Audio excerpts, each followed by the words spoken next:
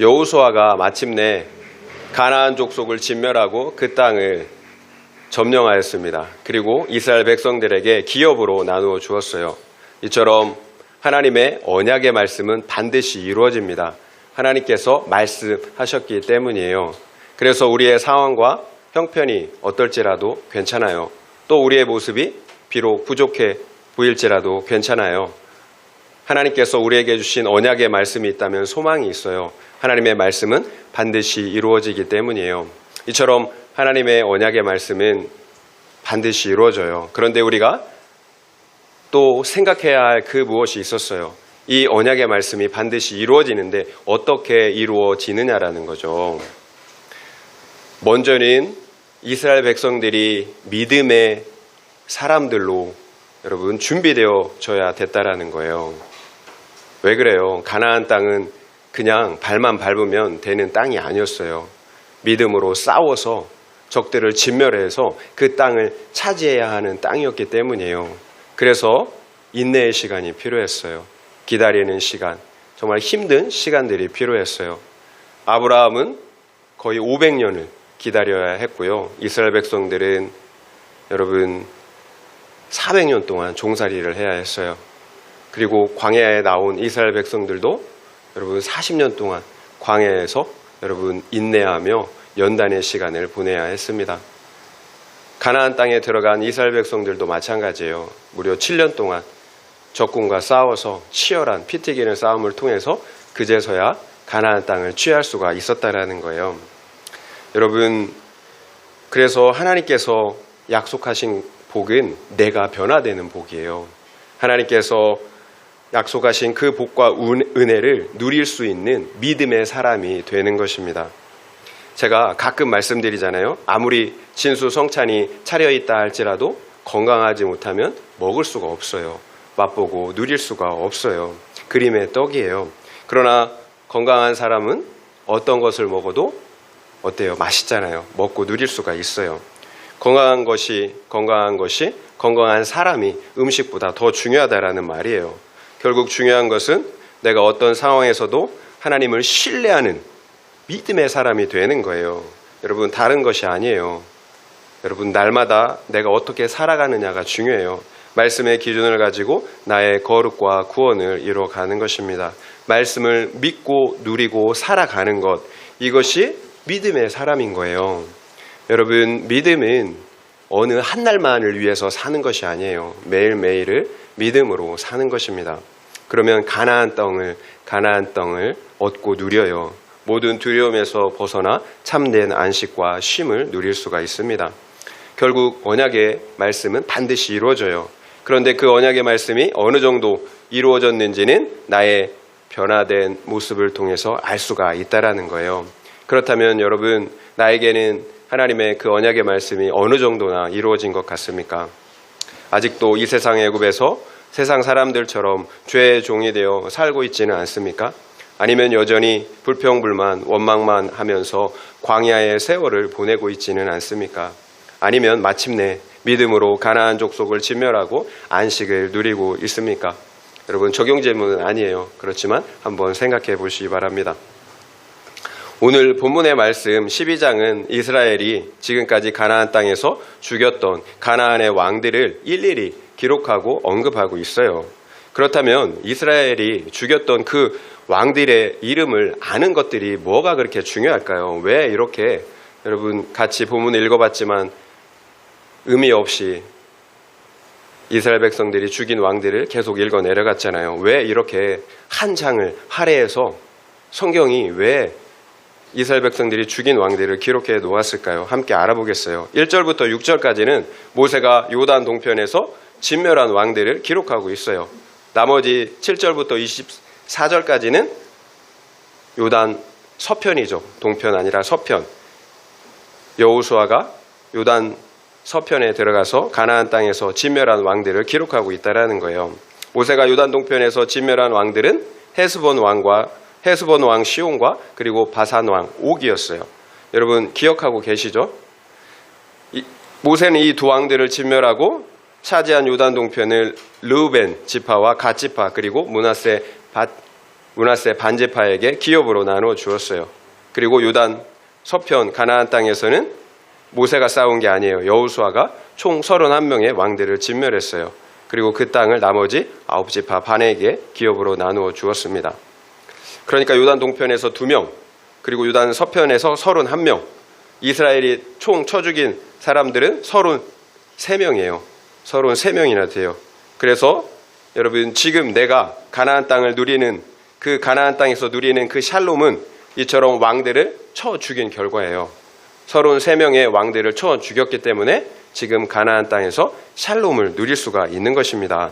그래서 기도를 잘 해주신 것처럼 우리 인생의 목적은 행복이 아니라 거룩이에요. 행복을 쫓아가면 행복에 이를 수가 없어요. 그런데 거룩에 쫓아가면 행복에 이르게 됩니다. 정말로 우리가 원하는 그 참된 샬롬에 이르게 된다라는 거예요. 그래서 여러분, 행복이 아니라 우리 인생의 목적은 거룩이어야 하는 거예요. 그렇다면 내가 언제 이 많은 왕들을 쳐 죽인 거죠? 내가 한 것이 맞나요? 하나님이 하신 거죠. 그래서 은혜예요. 그래서 그 많은 왕들을 진멸하고 하나님의 나라를 기업으로 우리가 차지할 수가 있었던 것입니다. 만약 하나님께서 해주시지 않았다면, 하시지 않았다면 한 왕도 물리칠 수가 없었다라는 거예요. 여러분, 한번 되돌아봅시다. 요단 동편의 땅을 어떻게 얻었나요? 이스라엘은 아모리 왕 시온과 바산한 옥에게 우리가 이 길을 좀 지나가려고 하니까 길 좀 비켜달라고 했죠. 이스라엘은 싸울 의지가 전혀 없었어요. 그런데 아모리 왕 시온과 바산한 옥이 그 마음을 완악하게 해서 군대를 거느리고 이스라엘을 공격해 왔습니다. 하나님이 완악하게 하신 거예요. 그 땅을 주시기 위해서. 결국 이스라엘은 생각지도 못한 싸움을 통해서 두 왕을 진멸하고 요단 동편의 땅을 기업으로 얻게 된 거예요. 이처럼 하나님께서 두 왕을 이스라엘에 넘겨주셨어요. 그래서 그 두 왕을 죽이고 기업을 차지할 수가 있었던 것입니다. 그러면 요단 서편 가나안 땅의 왕들은 어떤가요? 마찬가지잖아요. 하나님께서 여리고성과 아이성을 이스라엘에게 넘겨주셨어요. 여러분, 이스라엘이 하나님의 말씀에 순종해서 그냥 여리고성을 돌았잖아요. 한 게 없어요. 그러니까 어떻게 됐어요? 여리고성이 그냥 무너져 내렸어요. 그런데 아이성 전투에서는, 이어진 아이성 전투에서는 어떻게 해요? 패배하고 말았어요. 여리고성 전투에서 불순종했기 때문이에요. 결국 이스라엘은 범죄한 죄의 근원인 아간을 진멸한 후에야 아이성 전투에서 승리할 수가 있었어요. 무엇을 할 수가 있나요? 가나안 땅을 차지하기 위한 전쟁은 오직 순종과 거룩의 싸움이라는 사실을 알 수가 있어요. 여러분, 우리가 왜 과거를 되돌아봐야 할까요? 이렇게 교훈을 다시 얻어야 하기 때문이죠. 내가 싸우는 것이 아니라 하나님께서 싸우시는 싸움이에요. 그래서 말씀에 순종함으로 거룩해야 합니다. 하나님께서 은혜로 두 왕을 진멸하고 기업을 우리에게 주셨다라는 거죠. 이어진 가나안 남쪽의 연합군, 그리고 북쪽의 연합군과의 싸움 역시 마찬가지였어요. 그들 모두는 어떻게 했어요? 완악해져서 하나가 되어서 이스라엘과 싸우기 위해서 쳐들어왔어요. 여러분, 그들을 완악하게 한 것은 누가 한 것입니까? 하나님께서 하신 거죠. 이스라엘 손에 넘겨주시기 위해서 완악하게 하신 거예요.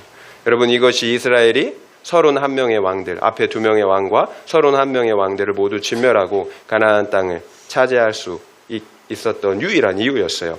하나님께서 가나안의 왕들을 이스라엘의 손에 넘겨주셨기 때문입니다. 그렇다면 여러분, 이제 아시겠죠? 왜 가나안 족속의 왕들을 일일이 언급하여 놓았는지. 여러분, 앞선 전투에서 수없이 이미 언급해 놓았어요. 이 사람들의 이름을. 그런데 마지막에 또다시 그 사람의 이름들, 왕의 이름들, 진멸한 그 왕들의 이름을 한 사람도 빼놓지 않고 다시 언급하고 있어요. 우리가 너무나 쉽게 하나님의 은혜를 망각하기 때문이에요.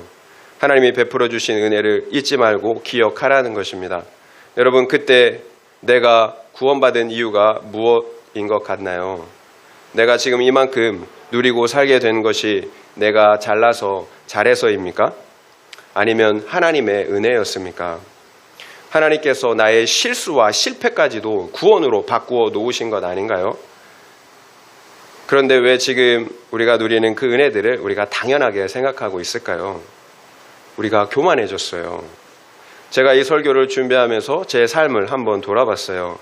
그랬더니 제가 은근히 죽을 뻔한 고비들이 많이 있더라고요. 제가 설교에서 여러 번 말씀드렸는데 제가 다시 한번 생각해 봤어요. 은근히 제가 살면서 죽을 뻔한 고비가 많이 있었어요. 첫 번째 고비는 어머니 뱃속에 있을 때였어요. 제가 삼형제 중에 막내이거든요.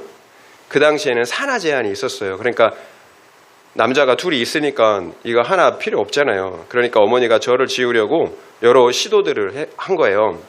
약을 먹기도 하고 뭐 이렇게 여러 가지 있더라고요. 약을 먹었는데 제가 죽지 않고 태어난 거죠. 뭐 제가 생명력이 강해서 그런 게 아니라 하나님이 지켜주셔서 나온 거예요. 그러니까 이렇게 어머니 뱃속에 있을 때부터 저는 죽을 고비가 있었어요. 그리고 저는 기억나지 않는데 어머니가 해준 또 다른 이야기가 있더라고요. 제가 3살 정도 되었을 때인 것 같아요. 어머니가 저를 고모에게 맡겨놓고 이렇게 장에 가셨어요. 그런데 고모가 이게 젊잖아요. 처녀니까 이거 애를 보기가 그런 거예요. 그러니까 자니까 그냥 나간 거예요. 이게 자는 애를 두고. 그러니까 그 사이에 제가 깨어난 거죠. 일어나갖고 부엌으로 엉금엉금 기어간 거예요. 시골 부엌 여러분 아시죠? 아궁이에 밥을 하기 위해서 불을 피우잖아요. 그러면 거기 알불, 여러분 그 아궁이 이렇게 앞에 알불을 이렇게 모아놔요. 숯불을 이렇게 모아놓는단 말이에요. 제가 그 알불에 엉금엉금 기어간 거예요. 거기에 이제 주저앉았는데 다행히 제가 옛날에 그 설거지통 있거든요. 물 가득 담아놓은 그걸 붙잡고서 이렇게 주저앉아갖고 그래서 이제 그 물이 이렇게 쏟아져갖고 다행히 이제 그 불이 꺼진 거죠. 그래서 제가 여기저기 이제 작은 화상만 입고 이제 살았어요. 여러분 그뿐만이 아니에요. 제가 어려서 물놀이를 굉장히 좋아했거든요. 그러니까 여러 번 빠져 죽을 뻔했는데 한 번은 제가 얕은 물가에서 놀다가 깊은 둔벙이 이렇게 있는데 쑥 미끄러진 거예요. 그러니까 나도 모르는 사이에 이제 쑥 미끄러져서 수영도 못 하는데 그냥 깊은 웅덩이로 쑥 들어간 거예요. 그러니까 이게 허우적거리는데 깊으니까 물속에서 허우적거리니까 아무도 발견하지 못하는 거예요. 그러니까 어린 마음에도 제가 이러다 죽겠구나 이런 생각이 들더라고요. 그런데 그 동네에 살던 한 형이 이렇게 집에 가려고 이렇게 팬티, 옛날에 팬티 입고 하얀 팬티 그 물속에 들어가면 노랗게 막 물들고 그러거든요. 그 팬티를 이제 갈아입으려고 이제 짜서 짜서 새로 입고 가려고 하는데 다 짜고서 이렇게 하다가 넘어진 거예요. 그 형이. 그러니까 넘어지니까 그 팬티에 흙이 묻잖아요. 그러니까 다시 물속에 들어간 거예요. 다시 이제 들어가서 그 팬티에 묻은 흙을 털고 가야 되겠다고 들어갔는데 이제 제가 이렇게 허우적거리는데 거기를 지나간 거죠. 그래서 이제 제가 잡아서 살았어요. 그래서 그렇게 살았던 적이 있어요. 왜 하필 그 타이밍에 그분이 이게 넘어져서 빤스에 흙이 묻었을까요? 그리고 제가 군복무할 때 차가 폐차할 정도로 큰 교통사고가 났어요. 그런데 제가 하나도 다치지 않고 멀쩡했던 적이 있었어요. 또 한 번은 아내랑 결혼한 후에 운전 중에 이런 일이 있었어요. 여러분 고속도로 IC로 이렇게 나가려면 그 커브길이잖아요. IC로 이렇게 나가려고 하면. 근데 이제 속도를 제가 안 줄이고 그냥 쭉 가다가 그 커브길에서 이제 브레이크를 밟은 거예요. 그러니까 차가 어떻게 돼? 돌아버리더라고요. 이렇게 180도 이렇게 확 돌아버린 거예요. 여기 IC 나가는데 이렇게 180도 돌아버린 거예요. 2차로였는데 이쪽에서 만약에 차가 따라왔으면 뭐 바로 큰 사고가 날 뻔한 거죠. 여러분 이렇게 커브길이기 때문에 고속도로에서 커브길이기 때문에 안 보여요. 앞 상황이, 앞 차가 어떻게 되는지. 근데 갑자기 확 돌았는데 정말 가슴을 쓸어내렸던 적이 있던 것 같아요. 제가 왜 이런 얘기들을 쭉 하겠습니까? 제 삶을 돌아보는 거예요. 제 삶을. 하나님께서 고비고비마다 지켜주셨다라는 사실을 여러분 기억하고자 하는 것입니다. 결국 제가 하나님을 인정하지 않을 수가 없는 거죠. 제가 잘해서가 아니에요. 그때그때마다 설명할 수 없는 은혜를 베풀어 주셨기 때문에 현재의 내가 있는 것입니다. 여러분 제가 평생에 잊지 않으려고 책상 앞에 이렇게 써둔 말씀이 있어요. 역대하 26장 15절 16절 말씀인데요. 다는 아니고 제가 딱 필요한 부분만 이렇게 써서 기록해 놨거든요. 그의 이름이 멀리 퍼짐은 기이한 도심을 얻어 강성하여 짐이었더라. 그가 강성하여 짐에 그의 마음이 교만하여. 우시야 왕에 대한 말씀이에요. 기이한 도우심. 사람이 설명할 수 없는 기이한 도우심을 얻어서 우시야 왕이 강성해졌습니다. 그래서 그 이름이 멀리 퍼진 거예요. 그런데 그가 강성해지고 이름이 명성을 얻게 되니까 마음이 교만해진 거예요. 하나님의 그 기이한 도우심, 그 설명할 수 없는 도우심으로 말미암아 이름이 멀리 퍼진 건데 내가 잘나서 또 잘해서 그랬다라고 생각을 한 거죠. 그래서 결국 우시아는 제사장만 허락된 그 성소에 들어가 분향하려고 했어요. 제사장만 분향할 수가 있잖아요. 그런데 왕이 교만해지니까 내가 분향하겠다라고 그래서 성소에 들어가려다가 제사장들에게 제지를 당했어요. 제사장들이 아주 믿음이 좋았던 것 같아요. 그러면 돌아가면 되잖아요. 이게 내가 하면 안 되는구나. 그런데 우시아는 내가 왕인데 화를 벌컥 낸 거예요. 그 순간 하나님께서 우시아를 치셨어요. 그래서 순간 온몸에 나병이 생겼어요. 문둥병. 왕이 갑자기 문둥병이 생긴 거예요. 결국 우시아는 문둥병에 걸려서 평생을 별궁에 갇혀 지내야 했습니다. 이처럼 하나님은 교만한 자를 대적하세요. 적으로 여기실 정도로 싫어하신다라는 거예요. 교만은 사단의 마음이기 때문이에요. 그래서 성경은 교만은 패망의 선봉이요 겸손은 종기의 앞잡이라고 말씀하세요. 여러분, 그렇다면 왜 우시아가 교만해진 걸까요? 은혜를 잊은 거죠. 과거의 은혜를 잊었어요. 그러면 내가 한 줄 아는 거예요. 그래서 내 생각, 내 방법, 내 힘으로 하려고 하는 거예요. 그러면 질서가 깨져요. 내가 하지 말아야 할 그것들을 하기 시작한다라는 거예요. 여러분, 그래도 우시아에게 소망이 있어요. 하나님께서 치셨잖아요. 여러분, 문둥병이 더 무서운 병일까요? 아니면 교만의 병이 더 무서운 병일까요? 여러분, 영적으로 생각하셔야 돼요. 하나님이 치신 것은 우시아를 사랑했기 때문이에요. 여러분, 회개할 수 있는 기회를 주신 거예요. 교만의 병을 치유할 수 있는 기회를 주신 거예요. 저는 우리 교회가 어느 정도 부흥하기를 원할까요? 무조건 커지면 좋겠죠. 그러나 여러분이 아시는 대로 교회를 개척한 후에 제가 원하는 대로 커지지 않았어요. 그러니까 제 마음이 힘이 들더라고요. 그 말은 제가 교만하다라는 거죠. 내 힘으로, 내 능력으로 할 수 있다라고 생각했기 때문이에요. 그래서 평안을 누릴 수가 없었던 거예요. 여러분, 교만한데 어떻게 평안을 누릴 수가 있겠습니까? 교회가 커져서 나의 능력을 증명하고 사람들로부터 인정을 받아야 하는데 그렇지 못하니까 힘들었던 거죠. 그래서 실망도 크고 자기 연민에 빠졌던 거예요. 하나님의 영광을 위해서 그리고 한 영혼을 위해서 사역한다고 했지만 결국은 나의 야망을 위해서 사역했던 거죠. 그래서 내가 원하는 대로 여러분 되지 않아야 되는 거예요. 실패해야 되는 거예요. 그래야 내 죄, 교만의 죄를 보는 거예요. 결국 저는 내 뜻대로 되지 않자 그제서야 내 안에 있는 야망과 교만의 죄를 볼 수가 있었어요. 여러분, 내 뜻대로 되었다면 말은 하겠죠. 그런데 깊게 내 죄를, 그 교만의 죄를 인정하지는 못했을 거예요. 그래서 지금은 너무 감사한 거죠. 내 안에 있는 교만과 야망, 그리고 나 중심성의 죄의 왕들을 회개함으로 진멸하고 가나안 땅을 얻고 누리게 되었기 때문이에요. 지금은 평안해요. 결국 내 뜻대로 되지 않은 것, 이것이 나를 지켜주신 거예요. 우시아 왕을 치신 것처럼 여러분, 저를 지켜주신 것입니다. 내 뜻대로 형통하였다면 어떻게 우리의 교만과 탐심과 불신의 죄를 볼 수가 있었겠어요.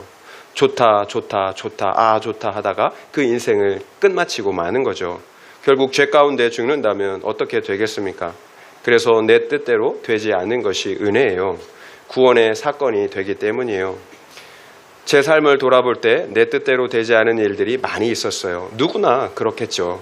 저도 내 뜻대로 되지 않은 일들이 많이 있었어요. 직장을 잃은 것도 내 뜻이 아니었고요. 결혼 생활도 후회한다라는 게 아니에요. 결혼 생활도 내가 바랬던 그런 모습은 아니었어요. 말씀드렸듯이 사역도 내 뜻대로 되지 않았어요. 그 중에서 가장 힘들었던 것은 형의 죽음이었어요. 이처럼 내 뜻대로 되지 않을 때에는 힘이 들어요. 여러분도 마찬가지죠. 얼마나 힘이 드십니까? 그러나 뒤돌아보니까 내 뜻대로 되지 않았을 때 힘들었지만 그때가 유익했더라고요. 솔직하게 항상 유익했어요. 내 뜻대로 되지 않았을 때가 항상 유익했어요. 그때마다 내 죄를 보고 회개할 수가 있었기 때문이에요. 그때마다 하나님을 인정하고 의지하지 않을 수가 없었기 때문이에요. 하나님과의 관계를 회복했다라는 거예요. 그래서 하나님과 그 관계 안에서만 누릴 수 있는 기쁨을, 평강을 누리게 하셨다라는 거예요. 왜 그럴까요? 고난의 시간은 모든 것을 우리에게 분명하게 해 주시기 때문이에요. 나의 한계를 분명하게 알게 해줘요. 나의 죄를 분명하게 알게 해줘요. 그래서 고난이 유익한 거예요. 있는 그대로를 알게 하시고 인정하게 하신다라는 거예요. 여러분, 겸손은 다른 게 아니에요. 아는 거예요. 나를 알면, 하나님을 알면 겸손하지 않을래야 않을 수가 없어요. 그래서 여러분, 고난이 유익하다라는 거예요. 그제서야 비로소 나를 알아요. 나의 한계를 아는 거예요. 그리고 하나님을 알게 됩니다. 하나님을 의지하지 않을 수가 없는 거예요. 그러면 사는 거잖아요. 제 어머니의 담도암 사건, 그리고 폐암, 아버지의 폐암 사건 역시 마찬가지예요. 세상 관점으로 보면 모두 낙담하고 죽어야 하는 사건이었어요. 그러나 오히려 그 사건을 통해 어머니와 아버지 모두 구원을 받았어요. 회개하고 예수를 영접하였습니다. 육적으로는 죽는 사건이었지만 영적으로는 구원의 사건이 되었다라는 거예요. 마침내 가나안 땅을 차지하게 되었어요. 그래서 저는 솔직하게 아버지 어머니가 돌아가셨을 때 그렇게 슬프지 않았어요. 두 분이 죄의 문제를 해결하고 영원한 천국, 영생을 얻으셨다라는 사실을 확신했기 때문이에요. 그 기쁨이 더 컸던 거죠. 왜 그럴까요? 여러분, 믿기 때문인 거예요. 여러분, 믿음의 문제예요. 여러분, 영원한 생명을 믿는다면, 또 영원한 죽음, 심판을 믿는다면, 여러분, 이 세상에서 조금 더 사는 것, 그것이 무슨 큰 의미가 있겠어요? 여러분, 진짜로 믿는다면, 영원한 생명을 여러분 진짜로 믿는다면, 여러분, 이 땅에서 조금 더 사는 것, 조금 더 행복한 게 뭐가 그렇게 큰 의미가 있겠어요? 안 믿으니까 문제가 되는 거죠. 여러분, 여기에서 진멸한 왕들은 교만한 왕, 옳고 그름, 판단 정죄의 왕, 혈기 미움의 왕, 음란 탐심의 왕, 그리고 갖가지 중독의 왕처럼 결코 내 힘으로는 진멸할 수 없는 죄라는 사실을 여러분 잊어서는 안 돼요. 이 세상에서 여러분 형통한 것이 아니에요. 이 세상 사람들을 쳐서 진멸해서 내가 형통했다라는 것이 아니에요. 내 안에 해결할 수 없는 이 모든 죄들을 진멸함으로 가나안 땅을 얻었다라는 거예요. 그래서 구원받은 거예요. 여러분, 절대로 이 세상에서 성공하고 형통한 복을 말씀하는 게 아니에요. 여러분, 이 세상에서 성공하고 형통했는데 지옥 간다면 여러분, 그것이 유익한 것입니까? 여러분, 그렇게 하시겠어요? 여러분, 그래서 이 세상에서 형통하고 성공한데 교만하다면 여러분, 저주예요. 그래서 우리 주님이 뭐라고 말씀하셨나요? 살리는 것은 영이니 육은 무익하다라고 말씀하셨잖아요. 여러분, 나의 삶을 되돌아보니까 다른 사람들보다 별 볼 일 없는 것 같은가요? 돈이 많기를 하나, 좋은 배우자가 있기를 하나, 자식들이 잘 됐나, 건강하기를 하나. 여러분, 혹시 그렇게 생각하시나요? 여러분, 가나안 땅을 얻었다면 성공한 인생이에요. 어떻게 유한과 영혼을 비교할 수가 있겠어요?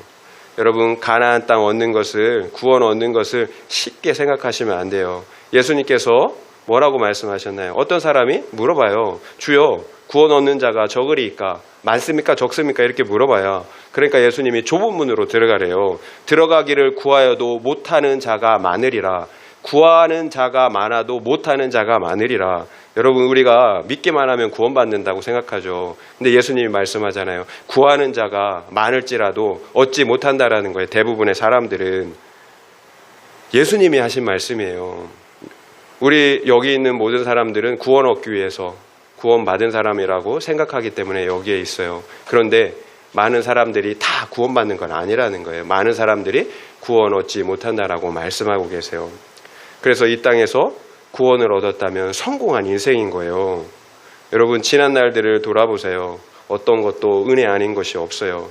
그러나 내가 구원 받은 것보다 더 큰 은혜는 없어요. 예수님의 핏값으로 우리가 구원받았잖아요. 하나님의 택하심으로 구원받았잖아요. 우리가 지금 묵상하고 있는 에베소서를 보면 분명하게 우리가 어떻게 구원받았는지를 분명하게 알 수가 있어요. 하나님께서 우리를 만세전에 택해 주셨대요. 여러분, 우리의 능력을 보고 택한 게 아니에요. 우리의 잘남을 보고 택한 게 아니에요. 우리의 그 어떠함을 보고 택한 게 아니에요. 하나님의 주권으로 하나님이 우리를 사랑하셔서 일방적으로 나를 택해 주셨다라고 말씀하세요. 그냥 택해 주시면 구원 받나요? 여러분, 희생하셔야 됐어요. 하나님이 자기 생명을 십자가에서 우리의 죄 때문에 자기 생명을 희생해 주셔야 했다라는 거예요.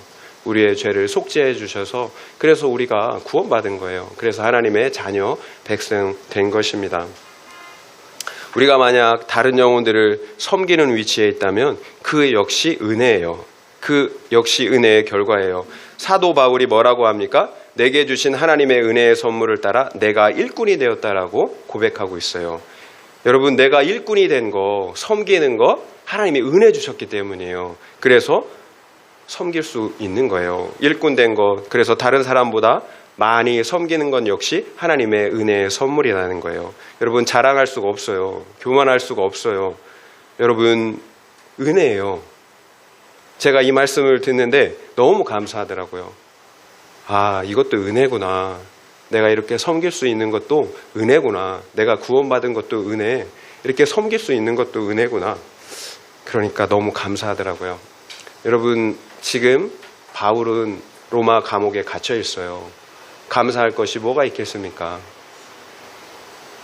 근데 그 구원의 은혜 하나만으로 내가 이렇게 쓰임받는 것, 나는 것 그 하나만으로 그렇게 감사하고 있어요. 여러분, 나의 것 중에 받지 않은 것이 무엇이 있습니까? 우리의 지능, 외모와 체력, 그리고 달란트와 믿음, 그리고 내가 얻은 재물과 성공까지도 다 은혜의 결과예요. 내가 거저 얻은 것이 없어요. 성경은 감사로 제사를 드리는 자가 나를 영화롭게 한다라고 말씀하세요. 감사로 제사 드리는 자가 나를 영화롭게, 영광스럽게 한다라는 거죠. 여러분, 이 형식적인 예배는 감사가 빠진다면 아무 의미가 없어요. 하나님을 향한 감사와 사랑이 빠진다면 아무 의미가 없어요.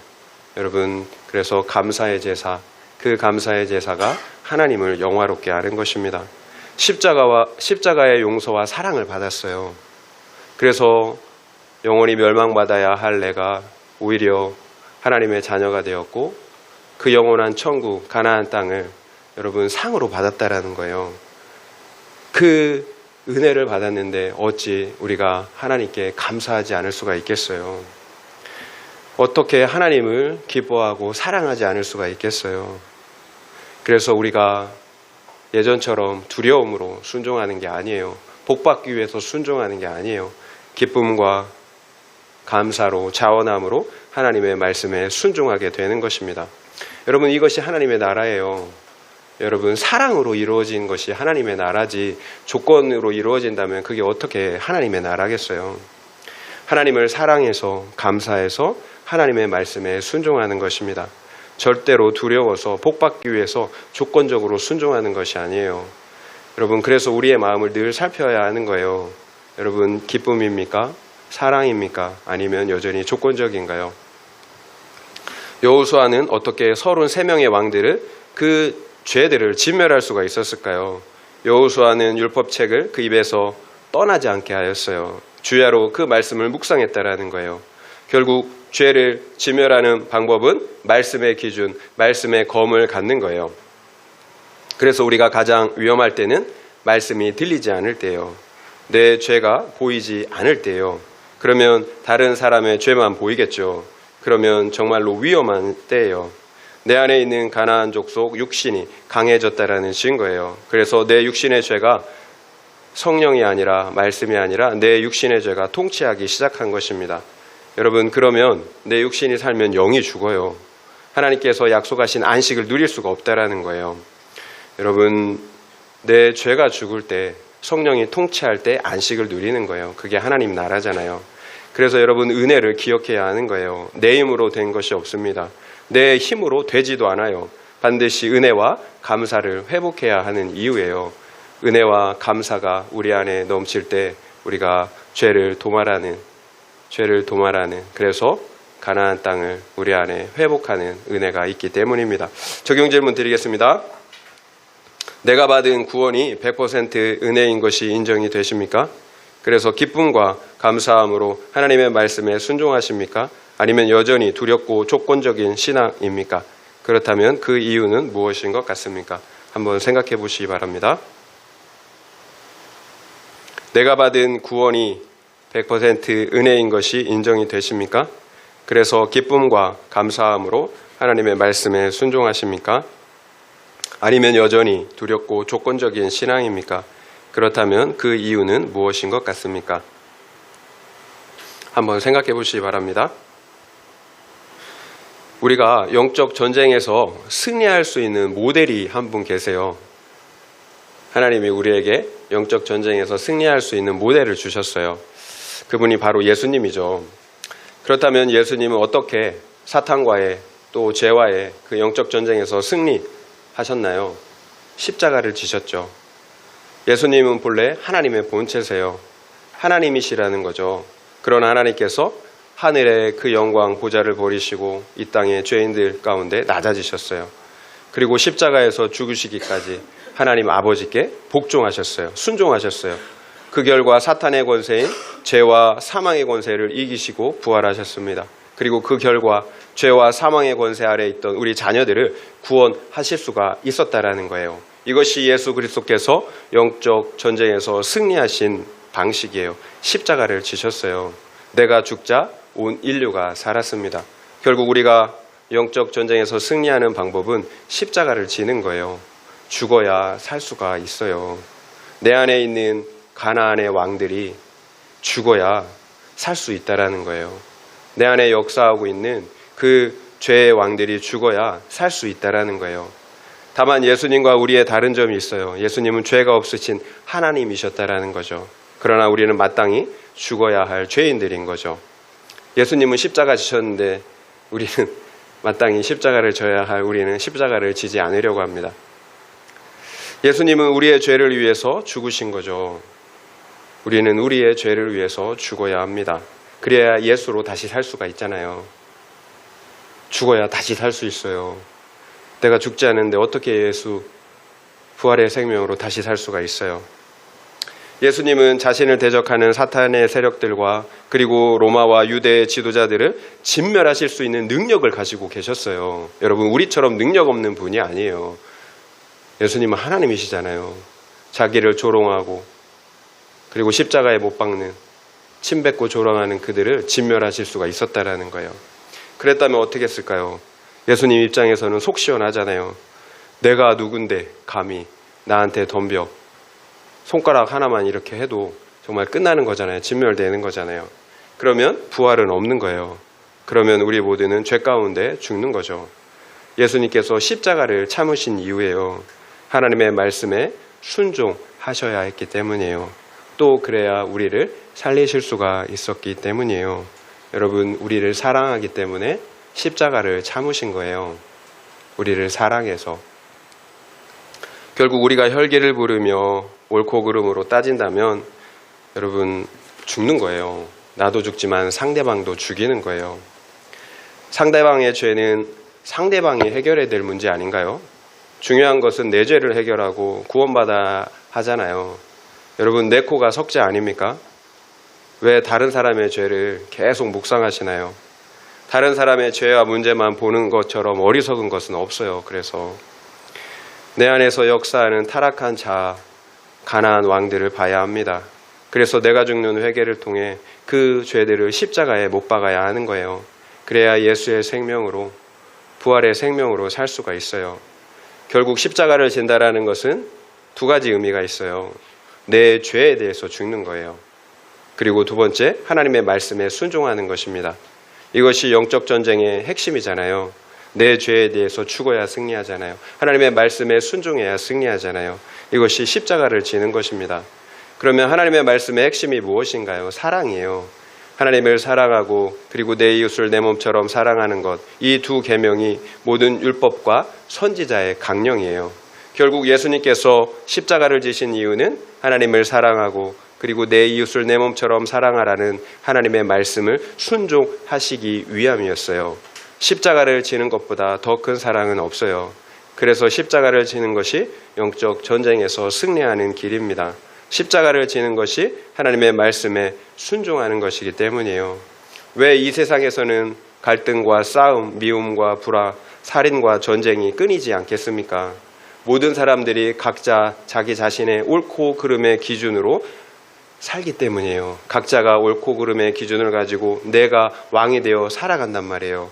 각자 자기 기준으로 살아가는데, 내가 왕이 되어 살아가는데 안 싸우는 게 이상한 거죠. 그래서 내 안에 있는 모든 옳고 그름의 왕들, 그 가나안 왕들을 죽여야 하는 거예요. 그래서 모든 사람들이 하나님의 말씀의 기준, 사랑의 기준을 가져야 합니다. 그러니까 모든 사람들이 나의 옳고 그름의 기준을 버리고 하나님의 기준, 그 사랑의 기준을 가질 때, 그 하나의 기준을 가질 때 마침내 전쟁이 끝이 나는 거예요. 각 사람들이 가지고 있는 나만의 옳고 그름의 기준을 십자가에 못 박는 거예요. 그리고 예수님이 가지신, 우리에게 주신 그 하나의 기준, 사랑하라는 기준을 갖는 거예요. 그러면 하나님의 나라, 가나안 땅이 회복되는 거예요. 다 함께 사는 거죠. 그래서 십자가를 져야 합니다. 내가 죽고 예수로 살아야 하는 거예요. 그러면 하나의 기준, 십자가의 사랑으로 사랑할 수가 있어요. 결국 우리가 여전히 옳고 그름으로 또 미움과 분노로 상대방과 싸우고 있다면 영적 전쟁에서 지고 있는 거예요. 그런데 안타깝게도 오늘날 우리 교회가 세상에서 싸우는 모습을 보면 어떤가요? 여러분, 옳고 그름으로 싸워요. 혈과 육으로 싸워요. 정치적으로 여러분 싸우고 있더라고요. 여러분, 그러면 교회가 이기는 것 같지만 실상은 사탄에게 여러분 얻어 터지고 있는 거예요. 사랑으로, 십자가로 예수님은 이겼어요. 그리고 너희는 나를 따라오라고 주님은 말씀하셨어요. 주님은 당신의 죄가 아니라 우리의 죄 때문에 십자가를 지셨어요. 십자가를 진다라는 것을 여러분 그렇지만 오해하면 안 돼요. 이 세상의 육적인 사랑, 무조건적인 사랑이 아니에요. 영혼 구원을 위한 구속사의 사랑이지 무조건적인 사랑이 아니에요. 그래서 무조건 상대방에게 복종하는 것이 아니에요. 무조건 상대방의 요구를 들어주는 것도 아니에요. 영혼 구원의 지혜를 가지고 사랑해야 합니다. 여러분, 이게 십자가예요. 무조건 사랑하는 게 아니에요. 영혼 구원을 위해서, 여러분 그 영혼을 위해서 십자가를 지는 거예요. 상대방이 기뻐하고 원하는 것을 해주기 위해서 수고하는 것이 아니에요. 오히려 상대방에게 유익한 것을 주기 위해서 애쓰고 수고하는 것입니다. 여러분, 아이들이 죄를 지었어요. 분명히 잘못했어요. 그러면 어떻게 해야 합니까? 혼내야죠. 근데 혼내는 게 쉽지 않아요. 갈등을 피하고 싶어요. 좋은 엄마, 좋은 아빠가 되고 싶어요. 그래서 그 아이를 징계하지 못하는 거예요. 여러분, 이게 진짜 사랑입니까? 그래서 그 아이들을 징계하고 훈계하는 건 역시 여러분 십자가를 지는 거예요.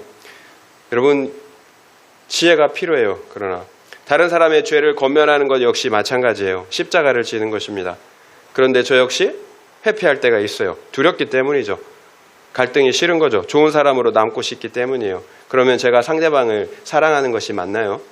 결국 우리 주위에서 좋은 말, 칭찬만 하는 사람들은 정말로 상대방을 사랑하는 사람들이 아니에요. 상대방이 아니라 자기 자신을 사랑하는 거죠. 비즈니스 하는 사람들은 칭찬만 하잖아요. 진짜 사랑은 죄를 죄라고 말할 수 있어야 합니다. 그러나 옳고 그름, 혈기와 분노가 아니라 그 안에 긍휼과 사랑으로 죄를 말할 수가 있어야 하는 거예요. 옳고 그름, 혈기와 분노의 마음으로 한다면 사랑이 아닌 거예요. 나의 의에 지나지 않은 거죠. 그래서 성경은 진리를 말하되 사랑으로서 진리를 말하라고 말씀하세요. 사랑으로 진리를 말하라고 말씀하세요. 진리를 전하되 진리를 전하는 태도 역시 중요하다라는 거예요. 사랑으로 해야 한다라는 거예요. 무례하면 안 돼요. 여러분, 우리가 전하는 진리가 사랑이기 때문에 여러분 그 진리를 전하는 태도 역시 사랑이어야 하는 거예요. 무례하게 한다면 그것은 진리가 아닌 거예요. 적용 질문 드리겠습니다. 내가 져야 할 십자가는 무엇입니까? 어떤 죄를 회개해야 합니까? 또 누구를 용서하고 품고 사랑해야 합니까? 한번 생각해 보시기 바랍니다. 내가 져야 할 십자가는 무엇입니까? 어떤 죄를 회개해야 합니까? 또 누구를 용서하고 품고 사랑해야 합니까? 한번 생각해 보시기 바랍니다. 여러분, 그렇다면 우리가 어떻게 십자가를 질 수 있을까요? 어떻게 죽기까지 사랑할 수가 있겠습니까? 내가 어떻게 죽기까지 사랑합니까? 이기적인 우리에게 그런 사랑이 어디 있어요? 그런 사랑은 부활하신 예수님께서 내 안에 살 때만 가능해요. 여러분, 광에서 인심 난다고 하잖아요. 내게 없는 사랑을 누구에게 나눠주고 베풀어줄 수가 있겠어요? 내가 먼저 그 사랑을 받아야 하겠죠. 내가 먼저 십자가의 용서와 사랑을 받아야 합니다. 은혜가 있어야 된다라는 거예요. 은혜 받아야 된다라는 거예요. 그 무조건적인 사랑으로 채워지고 충만할 때 우리 역시 다른 사람들을 어떻게 해요? 사랑할 수가 있어요. 그 사랑을 나누어 줄 수 있다라는 거죠. 정확하게 표현하면 나누어 주는 거예요. 내 것이 아니에요. 하나님의 사랑이 충만해지는 거예요. 에베소서에서 바울이 얘기하잖아요. 지혜와 계시의 영으로 예수 그리스도로 충만해지기를 기도하고 있잖아요. 여러분, 충만해질 때, 예수로 충만해질 때, 예수의 사랑으로 충만해질 때 그 사랑이 흘러가는 거예요. 그래서 여러분, 우리가 은혜를 기억하고 회복해야 하는 것입니다. 날마다 위로부터 부어지는 은혜를 공급받아야 하기 때문이에요. 여러분, 우리가 어떻게 은혜를 잊었는데, 어떻게 감사를 잊었는데 은혜를 공급받을 수가 있겠습니까? 여러분, 우리의 은혜를 회복하고 기억해야 합니다. 그리고 하나님의 그 자리 앞으로, 주님의 자리 앞으로 나아가야 합니다. 그러면 주님은 우리를 충만하게 채워주세요. 여러분, 이것이 내가 죽고 예수로 사는 삶이에요. 내가 죽는 거잖아요. 예수로 사는 거잖아요. 여러분, 죽는다라는 걸 너무 힘들게만 생각하지 마세요. 예수님의 사랑이 나를 압도하는 거예요. 그러면 행복하지 않을까요? 예수의 사랑이 나를 압도하는데? 죽는다고만 하니까, 십자가를 진다고만 하니까 여러분 너무 괴롭고 힘들죠? 그렇지 않아요. 내 죄가 죽어야 하나님의 사랑이 나를 채워주셔야, 압도해야 그 사랑으로 내가 천국을 사는 거예요. 평안을 누리는 거예요. 여러분, 그리고 그 사랑이, 그 십자가의 사랑이 흘러가는 것입니다. 이것이 믿음으로 사는 삶이에요. 그래서 믿음의 열매는 사랑이에요. 여러분, 믿음으로 사는데 열매가 없어요. 사랑의 열매가 없어요. 그럼 믿음이 아니에요. 성경은 계속해서 말씀하세요. 믿음은 사랑의 열매로 나타나요.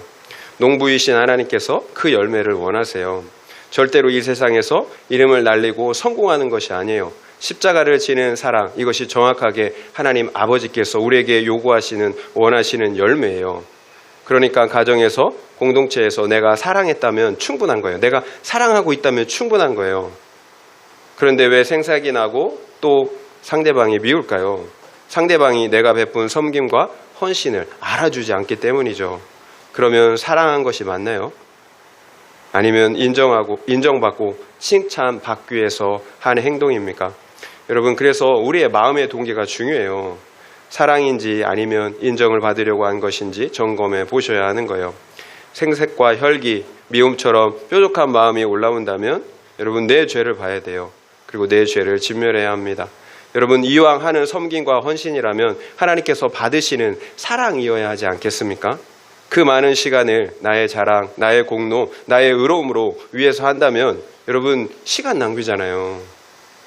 이왕 하는 건 하나님께서 받으시는 사랑이어야 하지 않겠습니까? 그래야 나도 기쁘고 하나님께서도 받으시는 제물이 되잖아요.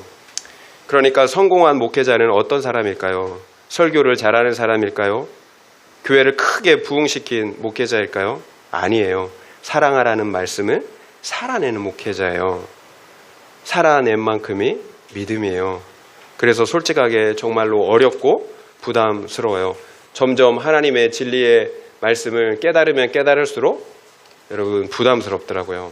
왜 그럴까요? 지식이 아니라 삶이기 때문이에요. 살아내야 하기 때문이에요. 우리 성도님들 역시 마찬가지예요. 성공한 성도는 교회에서 직분을 가지는 것 아니에요. 이 세상에서 성공하고 인정받는 것도 아니에요.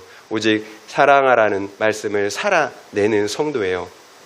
그래서 우리 인생이 이 세상의 관점으로 볼 때에 어떠해도 상관이 없다라는 거예요. 돈이 없어도 괜찮아요.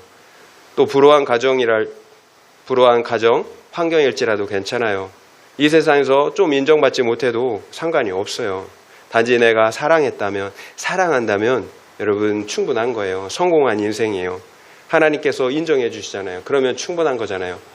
세상 사람들이 다 인정해 주는데 하나님이 나를 인정해 주지 않아요. 여러분 실패한 거죠. 그런데 저 역시 이 사실을 너무 자주 잊어버려요.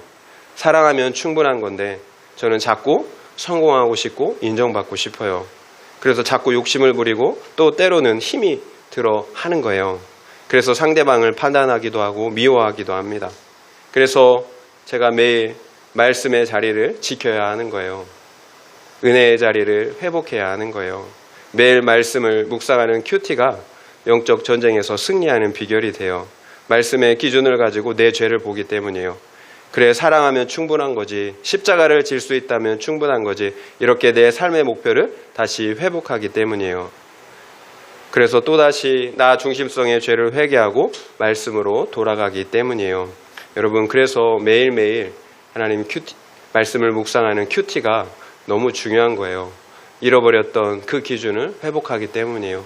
다시 깨닫게 되기 때문이에요. 그것을 이루지 못하게 하는 내 죄를 보고 진멸하게 하기 때문이에요.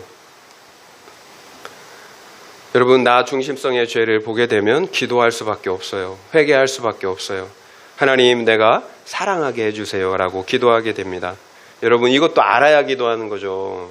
하나님의 절대적인 기준이 사랑이라는 걸 알아야 기도하죠. 이 기준을 모르면 옳고 그름으로 계속 어떻게 해요? 판단과 정죄, 그 미움 가운데 있어야 되는 거예요. 여러분, 기준을 가지면 알면 기도하게 돼요. 여러분, 이렇게 기도하세요. 무엇을 위해서 기도할까요? 사랑하게 해달라고 기도해야 합니다. 하나님만이 우리의 혈기와 분노, 미움과 옳고 그름의 죄를 잘라내고 그 자리에 사랑의 마음을 주실 수가 있기 때문이에요. 이것이 하나님의 뜻이에요. 십자가를 지시기까지 사랑하신 그 하나님의 마음이 우리 안에 부어지는 것입니다. 십자가를 지시기까지 사랑하신 하나님의 마음이 우리 마음 안에 부어지는 거예요. 그러면 마침내 전쟁이 끝나요. 그리고 함께 평안을 누릴 수가 있습니다. 나도 가나안 땅을 기업으로 얻고 다른 지체들에게도 가나안 땅을 기업으로 나누어 줄 수가 있다라는 거예요. 이런 은혜가 우리 모두에게 있기를 예수님의 이름으로 축원드립니다.